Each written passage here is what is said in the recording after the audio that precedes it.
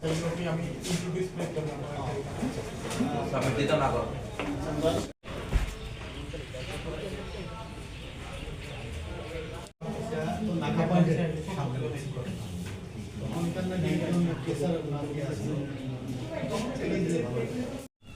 গতকালকে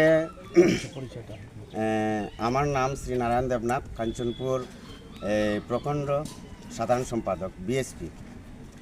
গতকালকে আমাদের যে জম্পুই রুট উড়িচড়াতে এখানে পুলিশ পয়েন্ট আছে। পুলিশ পয়েন্ট থেকে 50 মিটার দূরে এখানের মধ্যে আমাদের গোমাতা মাংস ওপেনলি কেটে বিক্রি করা হচ্ছে।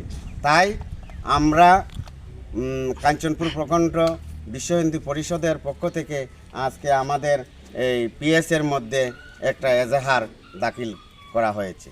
সবাইকে নমস্কার। আচ্ছা, কে বা কারা এই ঘটনাটি সংঘটিত করেছেন আপনারা কি জানতে পেরেছেন?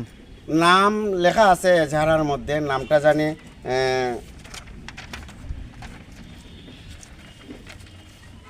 স্বপন রিয়াং, সন অফ শ্রী বিজয় রিয়াং, 24 বছর বয়স, village Barshara, PS Anandabazar, north Tripura.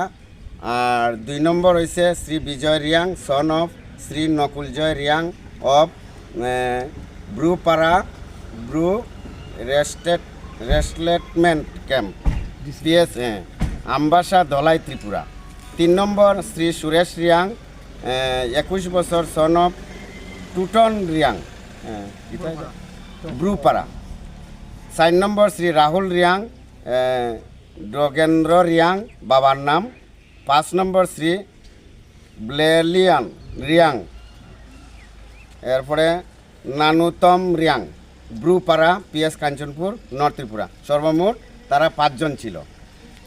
নমস্কার। কাঞ্চনপুর প্রশাসনের আরকা দপ্তর থেকে কি আশ্বাস দেওয়া হয় এবং কোনো ধরনের স্টেপ নেওয়া হইব কি কোনো আশ্বাস দেওয়া হয়েছে? কাঞ্চনপুর পিএস থেকে আমাদের স্যার বড়বাবু কাঞ্চনপুরে তাইনে আমাদেরকে আশ্বাস দিয়েছেন যথাসম্ভব যেগুলা এই কাজ করেছে তাদেরকে উপযুক্ত আইন মোতাবেক শাস্তি প্রদান করা হবে। আপনাদের কি মনে হয় এটা কি কোনো ষড়যন্ত্র নাকি অন্য কোনো ধরনের বিষয়? আমার মনে হয় বিশ্ব হিন্দু পরিষদের পক্ষ থেকে এটা হয়তো যারা খ্রিস্টান আছে তারার কোনো ষড়যন্ত্র।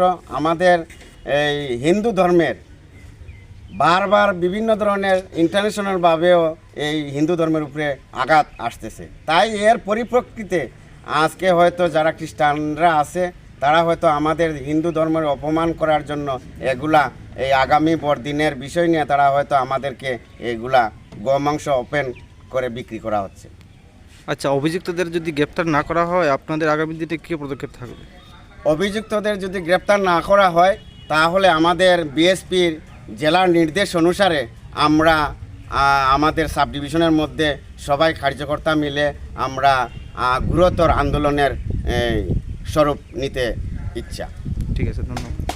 হিন্দু পরিষদের কয়েকজন প্রতিনিধি আমাদের থানাতে আসছেন এবং তারা একটা অভিযোগ দায়ের করছেন। তো অভিযোগের মূলত আমরা 4-5 জনের নাম আমরা দেখতে পাইছি। হ্যাঁ, তো ওই রিগার্ডিং আমরা একটা কাঞ্চনপুর থানাতে আমরা একটা মামলা নিয়েছি, যার নাম্বার হচ্ছে 38, কাঞ্চনপুর বেস কেস নাম্বার 38/2025। তো কেস নেওয়ার পরে এখন মামলার তদন্ত শুরু হবে। তো আপনারা কি এটার উপর আগামী দিন বা রিসেন্টলি খুব স্টেপ নিতেছেন নাকি? হ্যাঁ, কেস নেওয়ার পরে কেসে অ্যাকশন হবে। কেসের লতে যা যা হয় কেসের অ্যাকশন নেওয়া হবে। আচ্ছা, অভিযুক্তরা মোটামুটি কয়জন আছিল জানেন বিষয়টা স্যার? এখন তারা যে এটা তারা অভিযুক্ত তারা আমাদের কাছে দায়ের করছেন, এটার মধ্যে তারা 5 জনের নাম দিয়েছেন। তারা 5 জন ছিল। কয়টা এফআইআর ফোর্সেস এটা? 2টা অভিযোগ তারা দিয়েছেন। এটা ঠিক আছে, থ্যাংক ইউ স্যার।